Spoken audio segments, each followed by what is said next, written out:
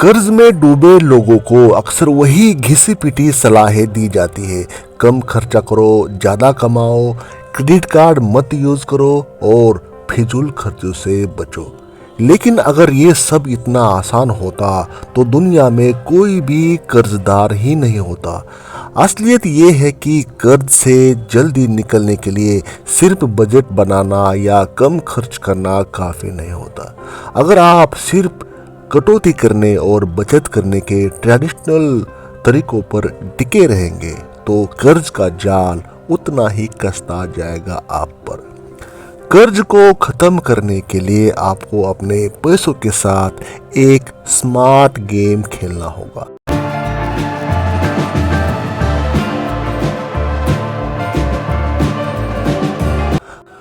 बचत और खर्च घटाने से ज़्यादा ज़रूरी है रणनीति बनाना, स्ट्रेटजीज को अपनाना। अगर आप सिर्फ कम खर्च करने पर ध्यान देंगे तो आप अपनी लाइफस्टाइल से समझौता करेंगे, लेकिन कर्ज तेजी से ख़त्म नहीं होगा। अगर आप बिना किसी प्लानिंग के लोन चुका रहे तो आप एक नए कर्ज में फंसते रहेंगे। अगर आप बैंक और फाइनेंशियल संस्थानों के जाल को नहीं समझेंगे तो कभी भी कर्ज मुक्त नहीं हो पाएंगे। कर्ज से निकलना एक जंग है, एक बैटल है और आपको योद्धा बनना होगा। आपको वॉरियर जैसा बिहेव करना पड़ेगा फाइनेंशियल। इससे बाहर आने के लिए आपको एक ठोस सॉलिड फाइनेंशियल बैटल प्लान बनाना होगा अपने तरीकों से, जिसमें सिर्फ कम खर्च करो या ज़्यादा कमाओ जैसी सामान्य बातें नहीं होंगी। असली मनी गेम समझकर हर रुपया सही दिशा में लगाना होगा ताकि आपका जो कर्ज है, आपका जो डेट है वो जल्दी से जल्दी ख़त्म हो सके। अगर आप सच पे अपने कर्ज से जल्दी बाहर निकलना चाहते हैं, आप सीरियस है मनी जनरेट करने के लिए, फाइनेंशियल फ्रीडम को पाने के लिए, अमीरी हासिल करने के लिए, तो आपको अनटोल्ड यानी कि अनकही असली और प्रोफेशनल सच्ची आदतें अपनाना होगा जो वास्तव में आपके लाइफ में काम करेंगी, जो मैं इस वीडियो में बताऊंगा। 7 अनकही असली व्यवहारिक आदतें आपको अपनाना होगा जो आपके फेवर में काम करेंगी किसी भी कर्ज को ख़त्म करने के लिए बिल्कुल जड़ से। वीडियो को लाइक करें, चैनल पर आप पहली बार विजिट कर रहे हो तो सब्सक्राइब करना न भूलें, साथ ही साथ बेल आइकॉन भी प्रेस करें।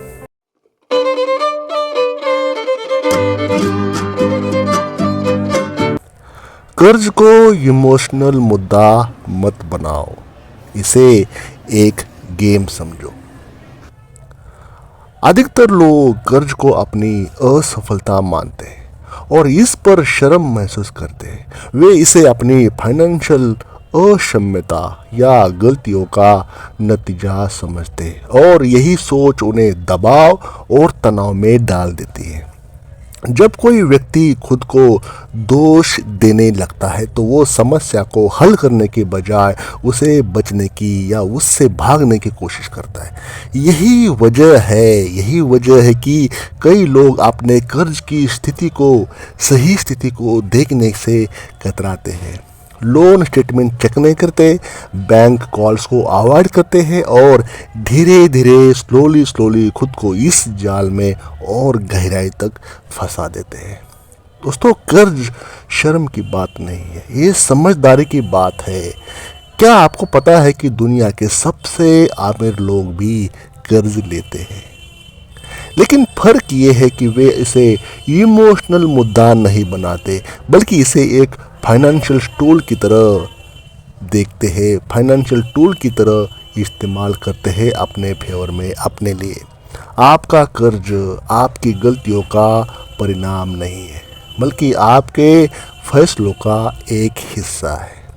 अगर आप इसे सही ढंग से मैनेज करेंगे तो ये आपको आगे बढ़ने में मदद करेगा। अगर आप इसे बोझ समझेंगे तो ये आपकी प्रगति रोक देगा। तो असली गलती कहाँ है? असली गलती क्या है?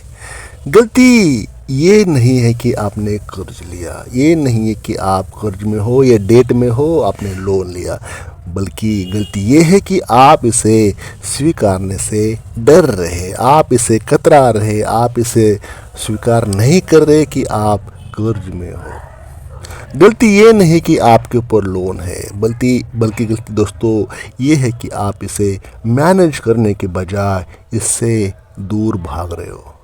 गलती ये नहीं कि आपकी आर्थिक स्थिति कमज़ोर हुई है, बल्कि गलती ये है कि आप इसे सुधारने के लिए सही रणनीति नहीं बना रहे।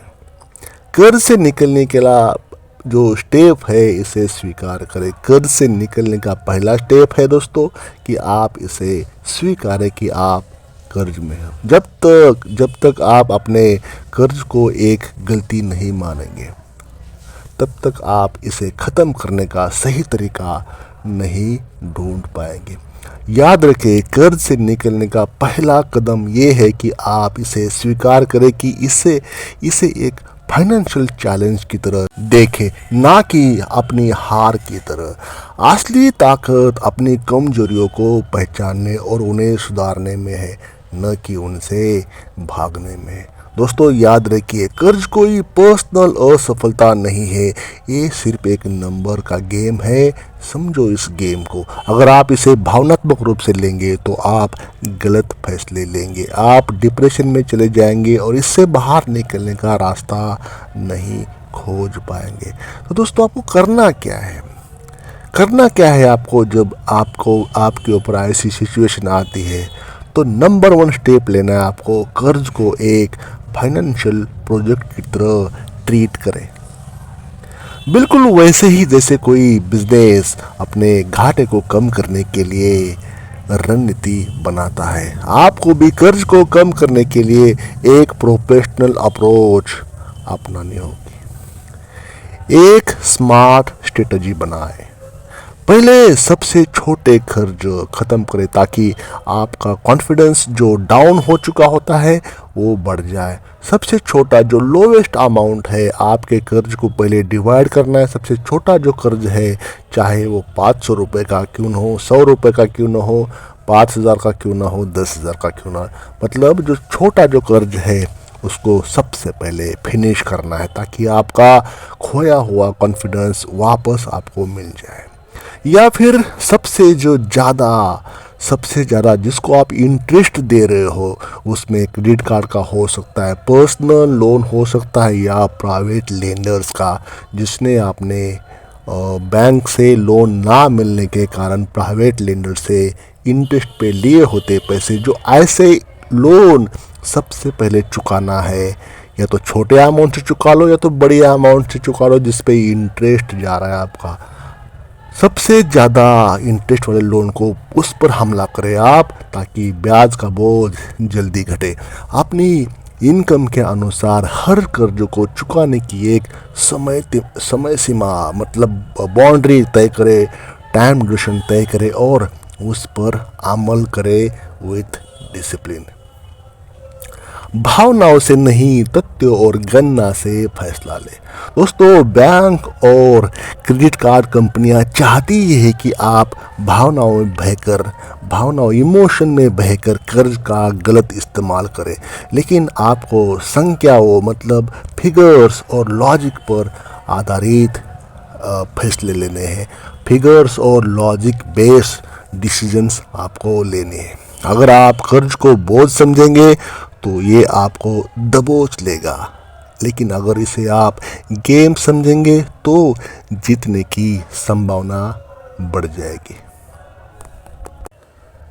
आदत नंबर 2, पैसों की गति बदलो, अपनी इनकम को डाइवर्ट करो। अधिकतर लोग एक गलत पैटर्न में फंसे रहते। महीने की सैलरी आई, कर्ज और ईएमआई चुकाई, और जो बचा उसी से पूरा महीना काटने की कोशिश की। इस प्रोसेस में हर महीने के अंत में पैसे ख़त्म हो जाते हैं। ये आपने एक्सपीरियंस किया होगा अपने लाइफ में कभी, और मजबूरी में फिर से क्रेडिट कार्ड या उधारी का सहारा लेना पड़ता है। उधारी या तो आपको दोस्त से लेना पड़ेगा, या तो बैंक से लेना पड़ेगा, या किसी रिश्तेदार से लेना पड़ेगा। तो अब सोचिए, अगर आप हर महीने उधार लेते रहेंगे, हर महीने यही प्रोसेस आप दोहराते रहेंगे, तो क्या कभी कर्ज ख़त्म होगा आपकी लाइफ से?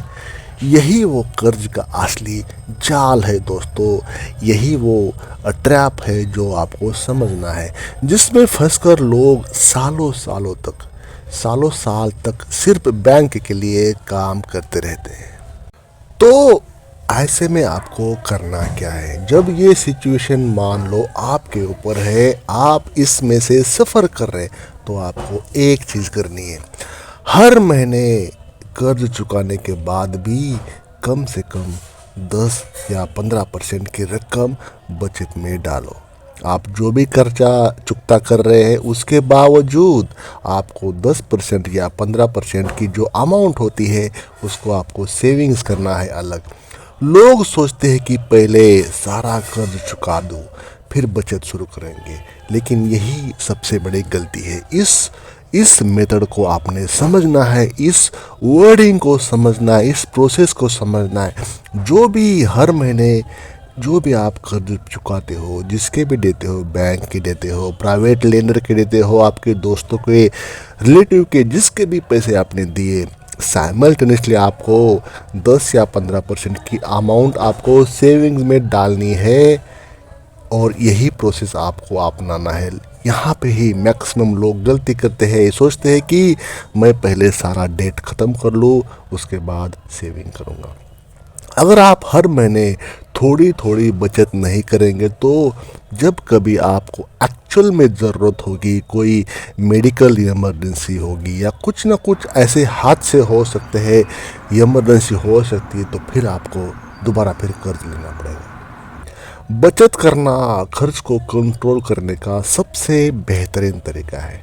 ये सारी बातें अनटोल्ड, अनरिटन बातें हैं, यहाँ व्यवहारिक बातें हैं जो मन को पकड़ के, जो प्रोफेशनल बातों को पकड़ के मैं यहाँ पे कुछ आपको बोल रहा हूँ।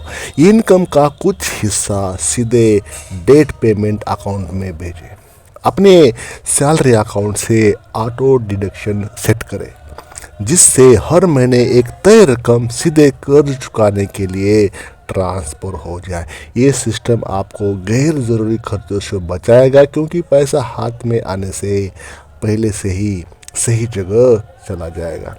साइड इनकम या बोनस पूरी तरह कर्ज निपटाने में लगाए। कभी आपके पास कुछ ना कुछ बोनस का, अगर आप सैलरीड एम्प्लॉय हो या प्राइवेट बिजनेस है, आपको कहीं ना कहीं अनएक्सपेक्टेड वे से कुछ बड़ी अमाउंट आएगी, या बोनस आएगा, या कुछ भी अमाउंट आपके पास एक्स्ट्रा जो आती है, तो उसको चट से चट आपने कर्ज चुकाने में लगाना है। जब भी कोई एक्स्ट्रा इनकम मिले, बोनस हो, साइड हसल्स हो, टैक्स का रिफंड हो, या कोई गिफ्ट मनी, तो इसे बचाने या खर्च करने के बजाय सीधा कर्ज चुकाने में लगाइए। ये तरीका आपके लोन को जल्दी ख़त्म करने में मदद करेगा, क्योंकि एक्स्ट्रा पेमेंट से ब्याज जल्दी ख़त्म हो जाता है, कम हो जाता है।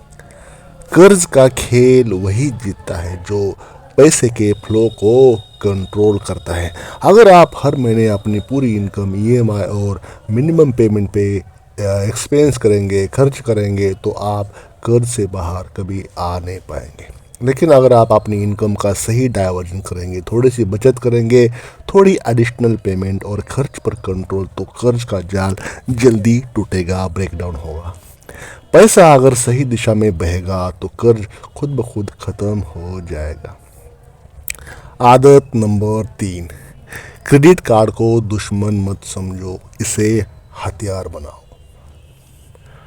कई लोग कहते हैं क्रेडिट कार्ड मत यूज़ करो, इसका इस्तेमाल सही नहीं होता आपके फाइनेंसेस के लिए, ये आपको कर्ज में डुबा देगा। ऐसा कई लोग कहते हैं, ऐसा आपने सुना होगा, देखा होगा। लेकिन असलियत ये है कि क्रेडिट कार्ड आपका सबसे बड़ा दुश्मन नहीं, बल्कि सही इस्तेमाल करने पर आपका सबसे बड़ा हथियार बन सकता है। मैं इसको रिपीट करना चाहूँगा, क्रेडिट कार्ड आपका दुश्मन नहीं है, ये आपका दोस्त बन सकता है तब जब आप इसका सही इस्तेमाल करोगे।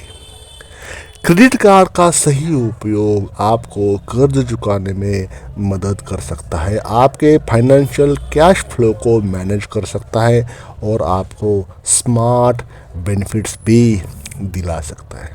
लेकिन समस्या तब आती है जब लोग इसे फ्री मनी समझकर अनकंट्रोल वे से एक्सपेंस करते हैं। इसका जो यूज़ होता है वो 100% कर लेते हैं, जबकि एडवाइजेबल होता है कि 25 या 35% जो लिमिट, उसके आगे आपने जाना ही नहीं है, उसके आगे क्रेडिट कार्ड का इस्तेमाल करना ही नहीं है।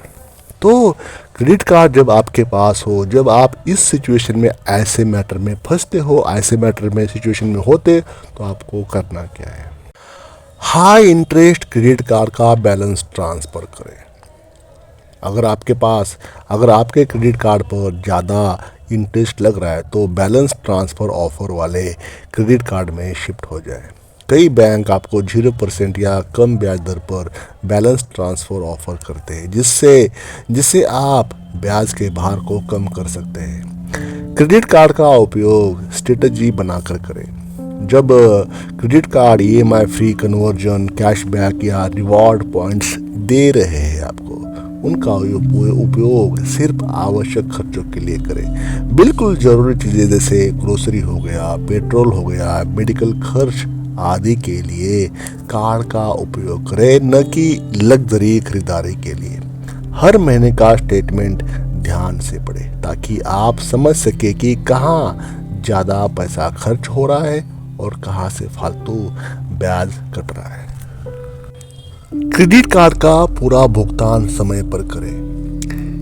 दोस्तों, क्रेडिट कार्ड का पूरा बकाया जो ड्यू डेट होती है, समय सीमा जो तय होती है, उससे पहले करें या उस डेट पे 100% करें ताकि आपको इंटरेस्ट या पेनल्टी या लेट फीस न देनी पड़े। सिर्फ मिनिमम पेमेंट करने की गलती न करें। मिनिमम पेमेंट से आपका खाली समय निकल जाएगा, क्योंकि इससे आपका कई गुना बढ़ सकता है, ब्याज भी आपको बढ़ सकता है और इससे आपका कर्ज और भी बढ़ सकता है।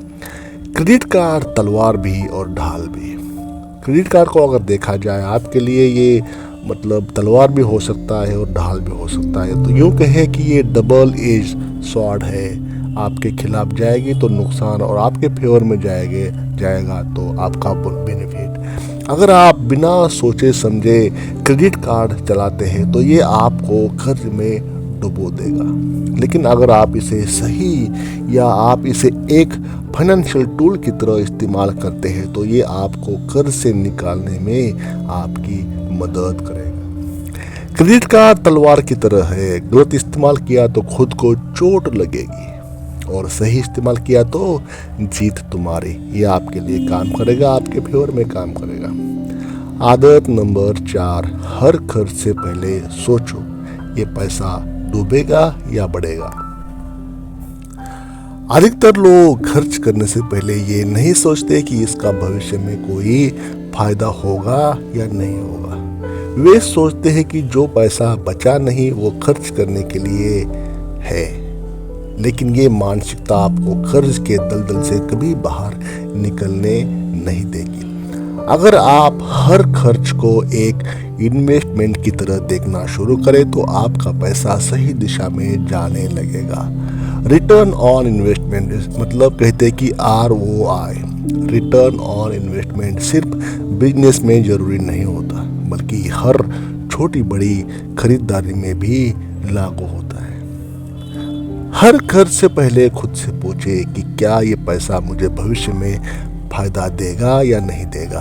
अगर इस खर्च से आपकी इनकम बढ़ेगी, बचत होगी या आपकी लाइफ क्वालिटी बेहतर होगी तो ये सही इन्वेस्टमेंट है। लेकिन अगर ये सिर्फ इंटरेस्ट मतलब अगर सिर्फ ये इंस्टेंट ग्रेटिफिकेशन, क्षणिक खुशी के लिए है तो ये पैसा आपको डूब जाएगा या डूबेगा। अगर खर्च का कोई लॉन्ग टर्म फायदा नहीं है तो इसे टालना ही सही रहता है। कोई सब्सक्रिप्शन होता है, महंगे गैजेट्स का लेना, लग्जरी ब्रांड्स खरीदना, बार बार ऑनलाइन ऑर्डर देना, ये सारे फिजूल खर्चे दोस्तों आपको फाइनेंशियली आर्थिक रूप से कमज़ोर बनाते हैं। आपको ज़रूरत और इच्छा के जो बीच का जो गैप है इसको समझना है डीपली।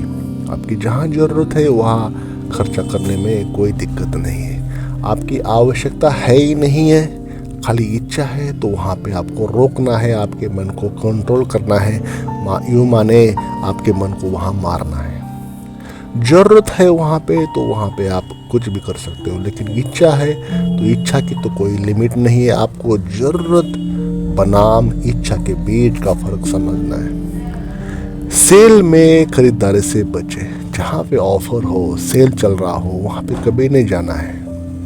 सेल में अक्सर हम चीज़ें इसलिए खरीदते कि वो सस्ती है, न कि इसलिए कि हमें उनकी ज़रूरत है।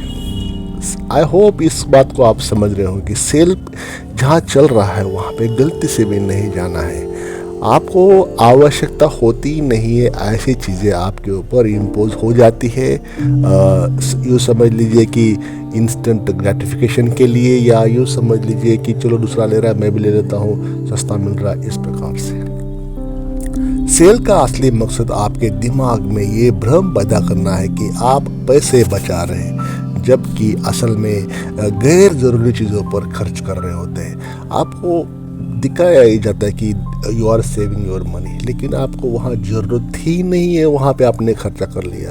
आपके पास सारी वो चीज़ें होती है ऑलरेडी, सारी चीज़ें जो सेल्स में आपको मिलती है वो चीज़ें आपके पास एग्जिस्ट करती है, लेकिन आप ये समझ के लेते हो कि चलो मैं सेविंग कर लूँगा, कम पैसे में मिल रहा है, लेकिन वो कम पैसे में मिल रहा है, लेकिन पैसे तो आपके अकाउंट से जा रहे हैं। तो ये चीज़ों पे आपको समझना है। पैसे का सही इस्तेमाल ही असली समझदारी है। अगर आप हर खर्च को इन्वेस्टमेंट की तरह देखने लगेंगे तो आपकी आर्थिक स्थिति तेजी से सुधारने लगेगी। पैसा खर्च मत करो, निवेश करो, तब भी जब तुम कुछ खरीद रहे होते हो। आदत नंबर 5, बैंक और कंपनियों के छुपे हुए हथकंडों को समझो, वरना जिंदगी भर फंसोगे।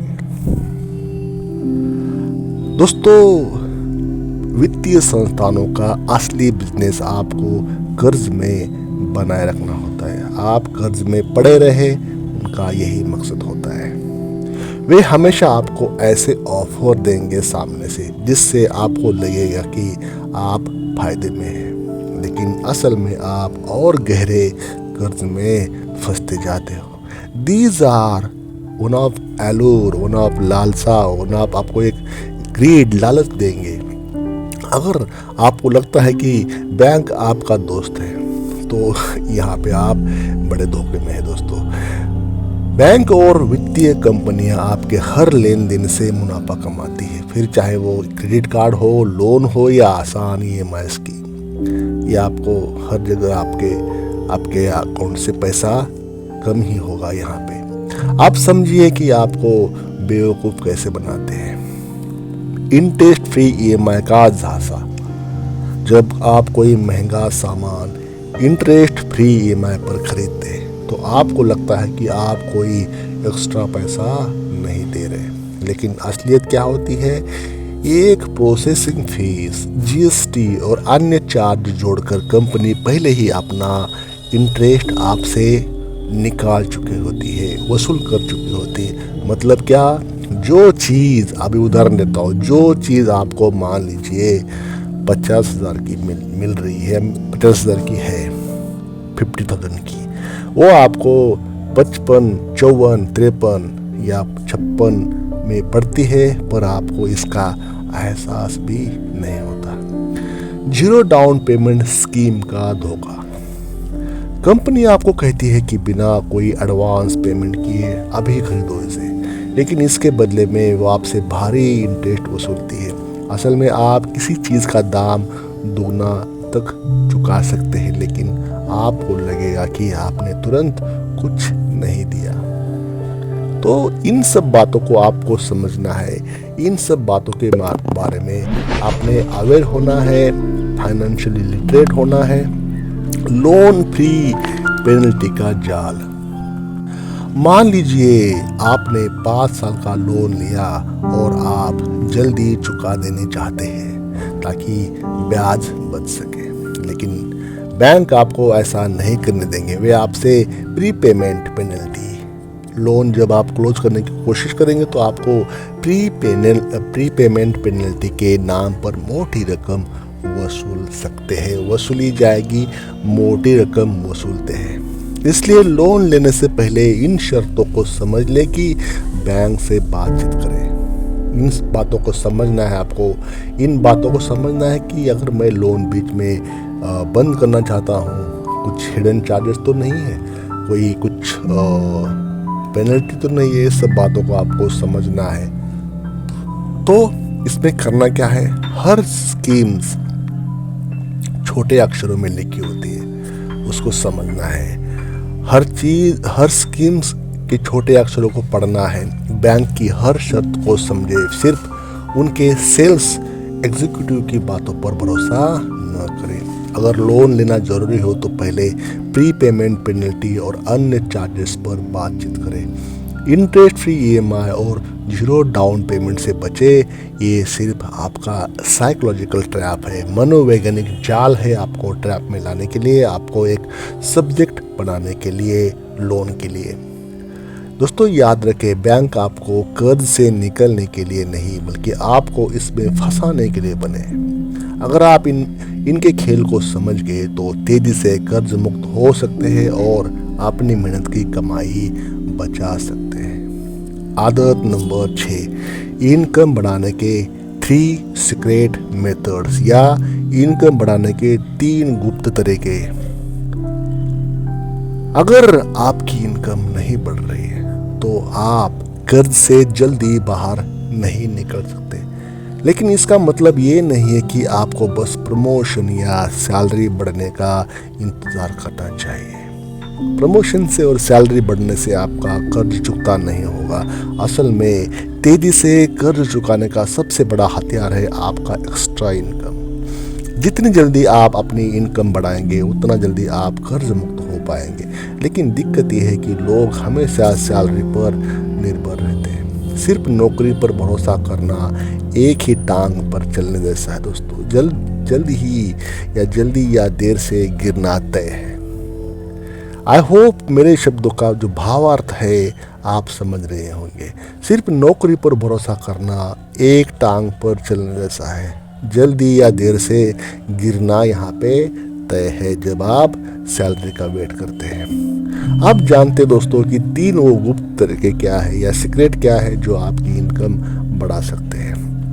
दोस्तों आपको फ्रीलांसिंग से एक्स्ट्रा इनकम कमाना ही होगा आज के जग में, आज की दुनिया में। अगर आपकी कोई स्किल है, आपके पास कुछ ना कुछ स्किल है, आप तो पढ़े लिखे होंगे, इसमें कोई डाउट नहीं है। तो राइटिंग हो गया, कोई डिज़ाइनिंग, कोई कोडिंग, वीडियो एडिटिंग या मार्केटिंग, तो आपको एक्स्ट्रा इनकम कमाने से कोई नहीं रोक सकता। बस आपको ज़रूरत है शुरुआत करने की। मैं आपको 3 नाम बता देता हूँ जहाँ पे आप हर वो चीज़ कर सकते हैं जो आप पैसा कमाने के लिए कर सकते हैं। सबसे पहला है अपवर्क। ये एक फ्रीलांसिंग प्लेटफॉर्म है। वहाँ पे जाके आप राइटिंग हो गया, मतलब ब्लॉग लिख सकते हैं, वहाँ पे स्क्रिप्ट, यूट्यूब की स्क्रिप्ट लिख सकते हैं। जो आपको राइटिंग के फॉर्म में, वीडियो एडिटिंग के फॉर्म में जो काम आपको आता है, ग्राफिक्स डिज़ाइनिंग, कोडिंग, कोई जो भी आता है वहाँ पे आप जा सकते, कर सकते काम। उसके बदले में आपको पेमेंट मिलेगा। दूसरा है फाइवर और तीसरा है फ्रीलांसर। इन 3 वेबसाइट पे सेम जैसा काम होता है। बस वहाँ पे जाके आपको अपना प्रोफाइल बनाना पड़ता है। प्रोफाइल बना के अपना काम, जो आपकी स्किल है वो बताना पड़ता है कि मुझे ये आता है, I am potential to do this. ये सब करके आप स्लोली लेकिन अच्छा इनकम जनरेट करना शुरू कर सकते हैं। इन वेबसाइट पर जाओ और वहाँ पे देख लो कि कैसे आप फ्रीलांसिंग कर सकते हैं, उससे एक्स्ट्रा इनकम जनरेट हो सकती है। शुरुआत में कम चार्ज करो, लेकिन जैसे जैसे आपके क्लाइंट बढ़ेंगे तो अपने रेट बढ़ाते जाओ। हर महीने आपको बढ़िया सा अमाउंट मिल सकती है। 2-4-5 हज़ार से 50,000, 1 लाख से भी आगे आपकी अमाउंट निकल जाएगी over a period of time. Digital products बेचो, एक बार बनाओ और बार बार कमाओ दोस्तों। अगर आपको किसी भी विषय में अच्छी जानकारी है, बढ़िया आपकी कमांड है कोई, है ना, आपको लिखने का तो आता है, लिखना शुरू कर दिया मान लो आपने, तो उसको आप ई बुक्स बनाइए, ई बुक्स बनाओ। अब ई बुक्स कैसे बनाते हैं वो आपने थोड़ा सीखने का विषय है। हर वो चीज़ के वीडियो अवेलेबल है यूट्यूब पर आजकल, how to make ebook. आपका जो नॉलेज है, आपको जो पता है जिसके बारे में, उस पर आप बढ़िया सा ई बुक बनाओ, 2,000, 3,000, 5,000 वर्ड्स पे या उसके भी आगे। उसके एक आपके हिसाब से एक रेट तय करो जो कि आप उसे किसी को बेच सके। तो आपको वो सही प्लेटफॉर्म पर बेचना है। ई बुक्स बनाओ, ऑनलाइन कोर्स हो या डिज़ाइन टेम्पलेट्स जैसी चीज़ें बेच सकते हैं। एक बार आपने वो कर लिया तो आप फिर सालों साल तक पैसे कमाते रहेंगे। गम रोड हो गया, टीचेबल हो गया, या अपने सोशल मीडिया के ज़रिए इसे आप बेच सकते हैं। ई बुक अमेज़ॉन का किंडल है, वहाँ पे भी आप ई बुक बेच सकते हैं। बस आपकी ई बुक उस क्वालिटी की चाहिए जो क्वालिटी आप बेच सकते हैं और बदले में आपको पैसे मिलेंगे। वो आपने देखना है कि आपकी ई बुक किस क्वालिटी की आप जनरेट करते हो। रेंटल इनकम से पैसे बनाओ बिना मेहनत के। अगर आपके पास खाली कमरा है, अब देखो आपने कोई ना कोई एसेट तो बनाई होती है, ये ऐसा नहीं कि आपके पास बिल्कुल एसेट नहीं है, पैसे नहीं है, जो भी है।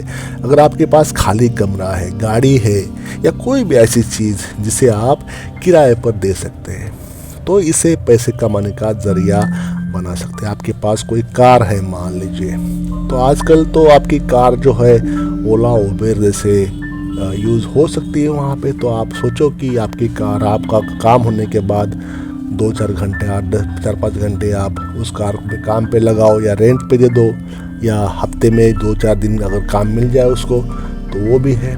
आपका जो कमरा है या तो रेंट पे दे दो या तो एयरबीएनबी आजकल है उस पर किराए पे दे दो, या जो भी, या अपनी गाड़ी है ना, जैसे कि मैंने अभी कहा, ये पैसा आपको कर्ज चुकाने में सीधा इस्तेमाल करना है। ये आपको हेल्प करेगा डायरेक्टली या इनडायरेक्टली। तो दोस्तों, सिर्फ नौकरी पर निर्भर रहना आज से बंद करो। कमाने के लिए तरीके खोजो और उन्हें एक्सप्लोर करो। जो भी एक्स्ट्रा पैसा आए उसे 100% कर्ज चुकाने में लगाए। तो दोस्तों याद रखें, अगर आप एक ही इनकम पर जिंदा है तो आप एक कदम दूर है कर्ज में डूबने से। इसलिए इन तरीकों से कमाना शुरू करें और अपने कर्ज से आज़ादी की ओर बढ़े। वीडियो का 7 नंबर पॉइंट या हैबिट नंबर 7, कर्ज चुकाने के लिए अजीब लेकिन असरदार 50-30-20 फार्मूला अपनाओ। आपने पारंपरिक दोस्तों 50-30-20 बजटिंग नियम के बारे में सुना जरूर होगा। थोड़ा सा मैं इसके बारे में एक्सप्लेन करता हूँ। 50% मतलब 50-30 में से 20 में से जो है 50% जरूरी खर्चों पर। आपने जब आपके पास पैसे आते हैं तो आपने क्या करना है, 50% आपकी जो ज़रूरत है जिसको आप स्किप नहीं कर सकते, तो जैसे घर का किराया हो गया, राशन हो गया, कोई बिल हो गया, बच्चों की फीस हो गई, जो भी आपकी आवश्यक है उस पर आपने खर्च करना है। 30% आपकी इच्छाओं पर, उसमें घूमना शामिल है, शॉपिंग शामिल है, कहीं मूवी देखना शामिल है, कहीं थोड़ा सा बाहर खाना शामिल है। मतलब 30% टोटल इनकम का, इसके अलावा आपने आगे बढ़ना नहीं है। और 20% बचत या कर्ज के भुगतान पर करना है। ये फॉर्मूला आपने अपनाना है। लेकिन अगर आप कर्ज में डूबे हैं तो ये नियम आपके लिए बेकार है, क्योंकि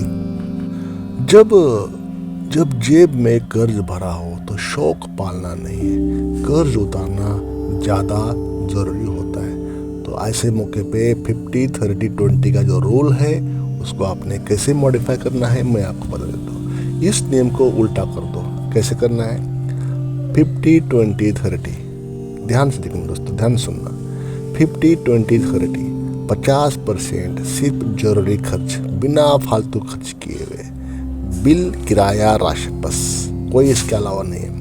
20% भविष्य की सुरक्षा के लिए SIP करे, म्यूचुअल फंड्स करे या अन्य इन्वेस्टमेंट। चाहे तो सीधा 20% स्टॉक मार्केट में लगा दो, SIP में लगा दो, म्यूचुअल फंड में लगा दो, गोल्ड में लगा दो, डिजिटल गोल्ड में लगा दो या तो कम्युनिटी मार्केट में लगा दो।